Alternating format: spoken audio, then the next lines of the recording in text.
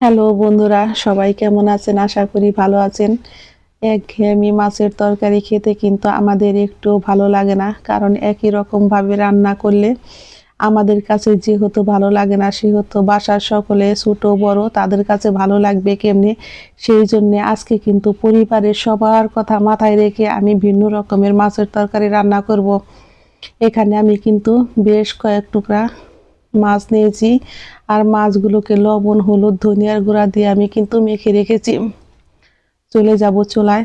আমি কিন্তু আজকে কাঁচামরিচ বাটা দিয়ে রান্না করব। আর অল্প একটু সরিষার তেলে কাঁচামরিচগুলোকে কিন্তু আমি একটু বেশ ভালো করে ভেজে নিয়েছি। এখন দিয়ে দিব ১ চামচ পরিমাণে গোটা ধনিয়া, আর দিয়ে দেব 1/2 চামচ পরিমাণে ছোট রাঁধুনি। এখন কিন্তু আমি গ্যাসটাকে বন্ধ করে এগুলোকে নামিয়ে শিলপাটায় খুব সুন্দর করে বেটে নেব। আজকে কিন্তু আমি ফুলকপি দিয়ে মাছের তরকারি রান্না করব। আর এইভাবে রান্না করলে বন্ধুরা তরকারিটা কিন্তু খেতে হয় অসাধারণ মজার। আমি আজকে কিন্তু আলু, ফুলকপি, অল্প পরিমাণে একটু সিম আর টমেটো দিয়ে রান্না করব। আশা করি বন্ধুরা ভিডিওটা যদি দেখেন তাহলে কিন্তু আপনারাও রান্না করে খেতে চাইবেন। এতটাই পরিমাণে মজার হয় এই মাছের তরকারি। আমাদের পরিবারের সকলেই কিন্তু অনেক মজা করে চেটেপুটে খায়। আর আশা করি আপনারা এইভাবে রান্না করলে আপনাদের পরিবারের সবাই অনেক মজা করে খাবে। এখানে আমি বড় সাইজের একটা ফুলকপি নিয়েছি, আর এখান থেকে আমি অল্প কিছু পরিমাণে কিন্তু ফুলকপি কেটে নিব, কারণ বেশি ফুলকপি দিলে কিন্তু তরকারি খেতে একটুও ভালো লাগে না। এটা কিন্তু আমার অভিজ্ঞতা থেকে বলছি বন্ধুরা। আমি কিন্তু প্রতিদিনই যেহেতু আমাদের রান্না করতে হয়, সেই জন্য আমি কিন্তু কম বেশি সবভাবে রান্না করে থাকি। আর বড় বড় কপি যেগুলো আছে সেগুলো কিন্তু আমি একটু ছুরির সাহায্যে এইভাবে কেটে নিব। আর কেটে নিয়েছি আমি ডুমো ডুমো করে আলু, সিম, ফুলকপিগুলো আর আলু, সিম আমি কিন্তু খুব ভালো করে এখন ধুয়ে নিব।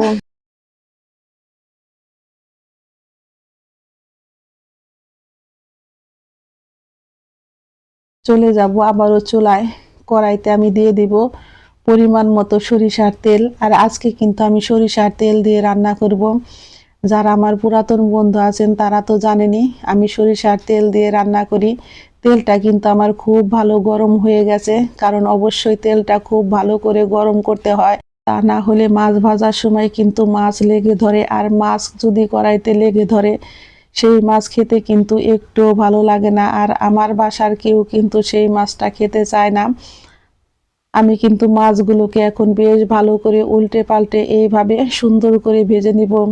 আর এই মাছগুলো যেহেতু আমার ফ্রিজে ছিল, সেই জন্য আমি মাছগুলোকে একটু ভালো করেই ভেজে তুলে নিব।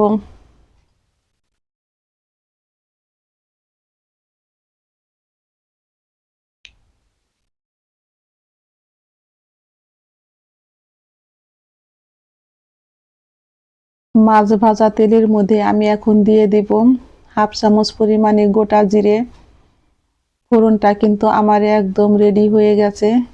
এখন আমি দিয়ে দেব কেটে ধুয়ে রাখা আলুগুলো। আলুগুলো দিয়ে কিন্তু আমি এইভাবে একটু ঢাকনা দিয়ে দিব বন্ধুরা। তা না হলে কিন্তু তেল ছিটে সারা ঘর নষ্ট হয়ে যায়। অবশ্যই কিন্তু চুলার আঁচটা একটু কমিয়ে এই পর্যায়ে আলুগুলো আমি ভেজে নেব।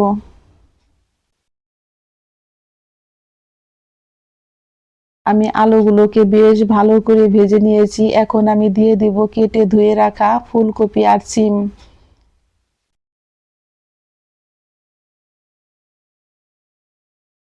ফুলকপি, সিম দিয়ে কিন্তু আমি আবারও চুলার আঁচটাকে মিডিয়াম রেখে খুব ভালো করে ভেজে নিব। কারণ ফুলকপিটা যত ভালো করে ভাজা হয় ফুলকপির তরকারি খেতে কিন্তু ততটাই পরিমাণে মজার হয়।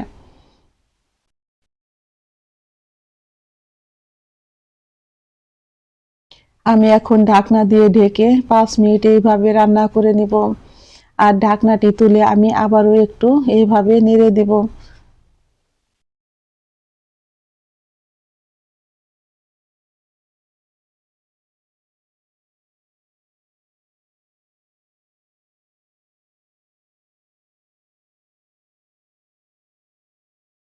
আমি আলু ফুলকপি কিন্তু খুব ভালো করে ভেজে নিয়েছি। এখন দিয়ে দিব অল্প পরিমাণে একটু জল আর দিয়ে দিব বেটে রাখা মশলা, হলুদের গুঁড়া, মরিচের গুঁড়া, ধনিয়ার গুঁড়া, 1.5 চামচ পরিমাণে লবণ। এখন সমস্ত মশলা দিয়ে আমি কিন্তু খুব ভালো করে এই সবজিগুলো কষিয়ে নিব। এই সবজিগুলো যত ভালো করে কষানো হয় বন্ধুরা, ততটাই খেতে কিন্তু মজার হয়। আর এইভাবে রান্না করলে কিন্তু অনেক অল্প তেলে তরকারি রান্না করা হয়ে যায়, কিন্তু খেতে হয় অসাধারণ মজার। আমি কিন্তু এইভাবে ঢাকনা দিয়ে ঢেকে সবজিগুলোকে খুব সুন্দর করে কষিয়ে নিয়েছি, আর মাঝে মাঝে একটু নেড়ে দিয়েছি যাতে কড়াইতে লেগে না ধরে।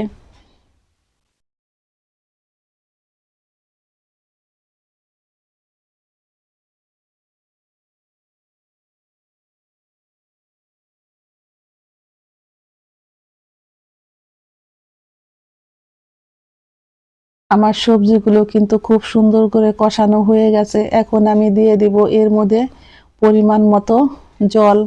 ঝোলটা আপনারা আপনাদের পছন্দ অনুযায়ী খাবেন। আমি একটু গা মাখা ঝোল রাখবো, সেই জন্য খুবই অল্প পরিমাণে কিন্তু ঝোলটা দিয়েছি। আর এখন দিয়ে দিব আমি বড় সাইজের একটা টমেটো। তরকারিতে কিন্তু আমার বলক চলে এসেছে। এখন আমি দিয়ে দিব ভেজে রাখা মাছগুলো।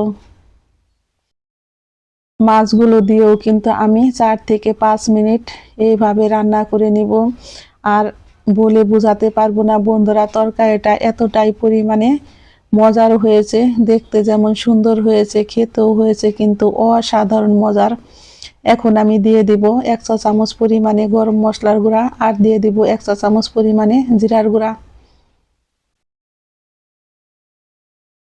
তরকারিটা আমার সম্পূর্ণ রেডি হয়ে গেছে, আমি এখন চুলাই থেকে নামিয়ে নিব। ঝটপট তৈরি হয়ে গেল আমার ফুলকপি দিয়ে মাছের তরকারি। অবশ্যই এইভাবে একদিন খেয়ে কমেন্ট বক্সে আমাকে জানাবেন। ধন্যবাদ।